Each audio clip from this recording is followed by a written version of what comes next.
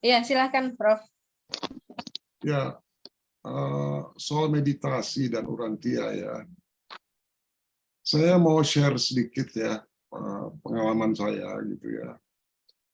Jadi waktu saya sekolah di Italia tahun 1981-an itu karena saya mencari Tuhan ya, walaupun ateis, jadi saya ikut banyak organisasi di situ ya. Yang pertama yang saya ikut itu namanya Ananda Marga. Teknik-teknik meditasinya gimana? Terus setiap hari itu, bahkan di kota Pisa itu saya dengan seorang wanita gitu ya, dia lebih tua dari saya 12 tahun, seorang profesor ya, dalam seni. Kita berdua buka satu center untuk meditasi dengan style Ananda Marga, Kirtan. Ya. Kemudian pada bulan April itu di Florence Dalai Lama datang. Jadi Florence sama Pisa itu nggak terlalu jauh. Jadi saya berdua sama itu ke sana. Saya bersyukur sekali itu kawan-kawan saya bisa ngobrol sama Dalai Lama. Saya tanya soal meditasi. Saya tanya juga ya, jadi ada tekniknya sendiri. Terus satu saat saya dikenalkan dengan seorang mahasiswa ya, wanita, dia jurusan filsafat, ya, orang Itali. Nah, saya dia ke rumahnya, ke apartemennya, itu banyak orang-orang Iran di situ. Nah itu untuk orang-orang Iran itu duduk di rumahnya itu pakai bukan sajadah ya, karpet. Itu kan nggak lazim di Italia ada orang duduk di situ, ada banyak lah laki perempuan gitu ya. Mereka tuh dari Bahai. Pernah dengar agama Bahai? Sebenarnya kata-kata thought adjuster itu ya, saya dengar tuh pertama kali sebenarnya di situ, dan saya dengar, saya ingat lagi. Nah, mungkin saya ingin membahas ya mengenai Bahai sedikit, boleh nggak? Ya. Nah, ini menarik nih ya. Jadi agama Bahai itu, saya tanya waktu itu Bahai itu apa sih kalau saya aneh. Ternyata itu diambil itu dia agama itu didirikan oleh dianggap nabi ya, namanya Mirza Hussein Ali. Ya. Itu dia orang Persia, orang Iran, lahir abad ke-19, tahun 1800-an lah, 1817 itu, 1818. Nah, dia namanya dijulukinya Baha'u'llah, ya, jadi si berdirilah agama Bahai. Nah, si Baha'u'llah ini, di pengikutnya ini, dianggap sebagai penerus dari para nabi sebelumnya. Seperti Nabi Ibrahim, Musa, Yesus, Nabi Muhammad. Dia hidup pada agama. Dan sebelum dia, Baha'u'llah itu, ada lagi di abad ke-19 itu, ada juga yang dianggap nabi namanya Bab. Ya, Bab. Nah, si Baha'u'llah ini luar biasa, Pak, Ibu-ibu. Karena dia banyak ngerang tulisan-tulisan suci di Bahai.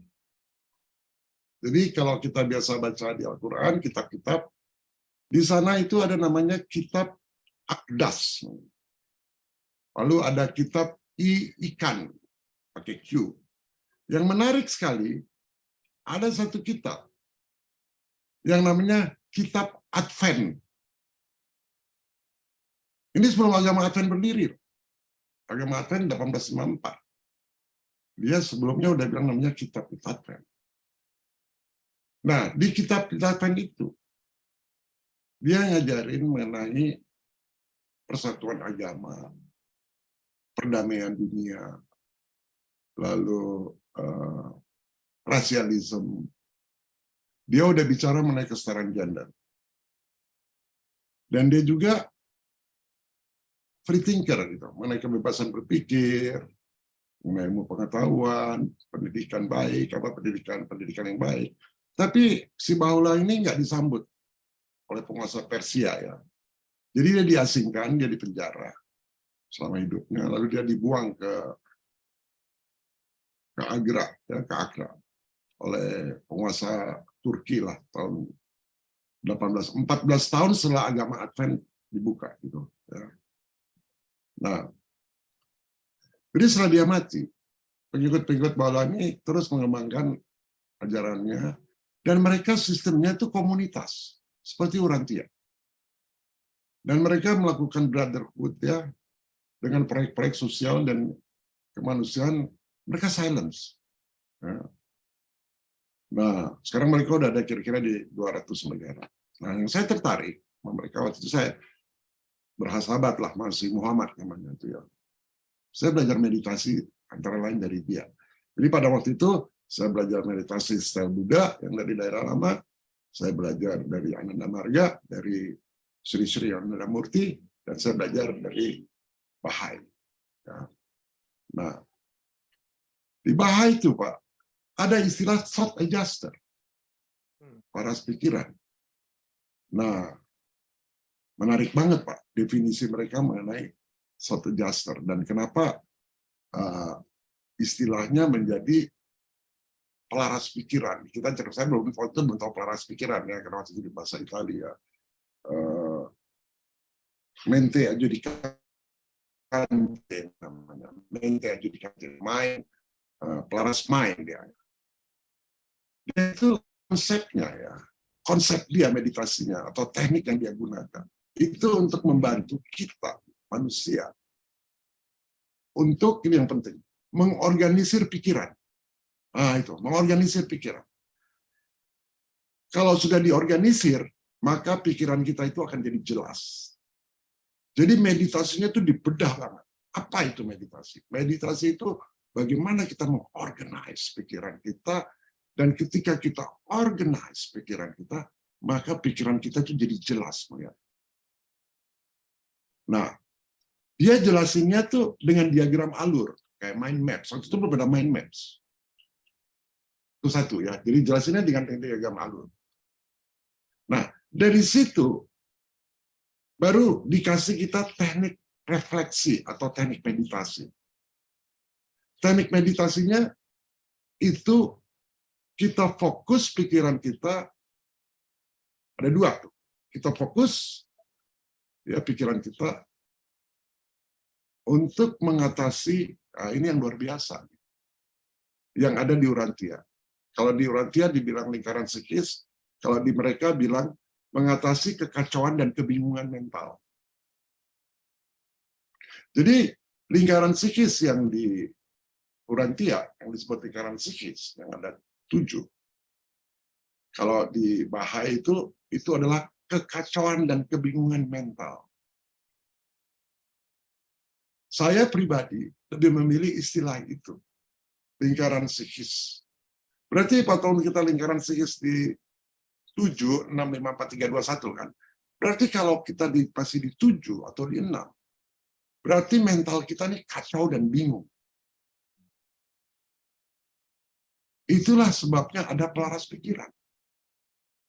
Jadi, di konteks thought adjuster, bagi Bahai itu adalah konsep di mana ada roh ilahi. Nah, ini roh ilahi. Yang dianggap sudah ada menetap di hati setiap manusia. Di hati. Nah, fungsinya sama seperti Urantia. Dia mediator antara manusia dan Tuhan. Jadi kita nggak usah cari-cari lain, karena ada. Nah, cara kita melakukan di ajaran Bahai, bukan manusia, itu hanya bisa dilakukan paling 3 hal. Pertama, dengan perilaku yang baik. Jadi walaupun kita nggak bermeditasi, kita nggak berdoa, tapi perilaku kita, behavior kita baik. Perilaku moral. Makanya saya nggak pernah lihat ya, orang-orang Bahai itu besar ngomongnya.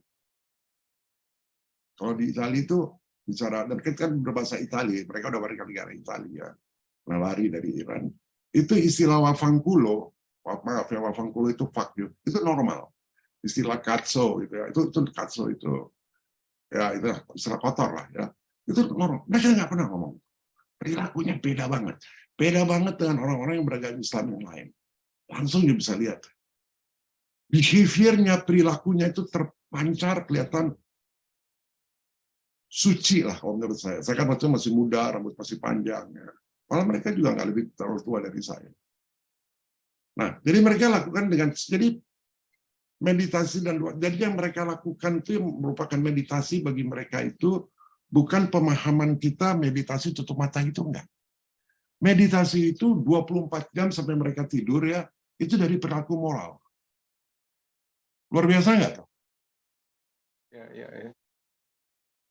Mulai dari bangun tidur, cara dia menyikapi tubuhnya untuk mandi, berbicara dengan istri, dengan anak. Itu perilaku moral, itu meditation buat mereka. Itu sudah termasuk meditation. Dan suaranya juga, cara menyampaikannya juga ketika dia ngajarin ke saya itu lembut sekali ya, nggak ada pemaksaan, so sweet. Nah, baru yang kedua ada doa mereka. Doa itu sangat personal. Nah, meditasinya, nah ini yang menarik meditasi. Jadi dia tahu ya bahwa ada entitas spiritual yang disebut Thought Adjuster, yang fungsinya itu betul-betul mengarahkan dan menuntun. Dan yang luar biasa dari mereka itu berkomunikasi dengan Thought Adjuster.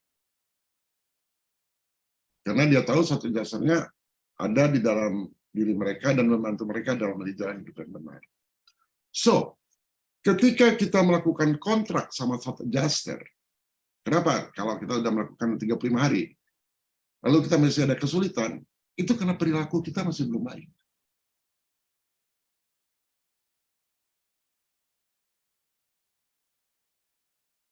Kita hanya baru baik ketika kita mau berhubungan dengan dia. Gitu. Kalau dibahai, enggak. Itu satu paket. Tercermin setiap detik, setiap menit, setiap jam, setiap hari, setiap minggu. Karena dengan perilaku moral yang baik, maka Thought Adjuster akan lebih mudah berbicara. Make sense kan? Saya stop dulu di situ.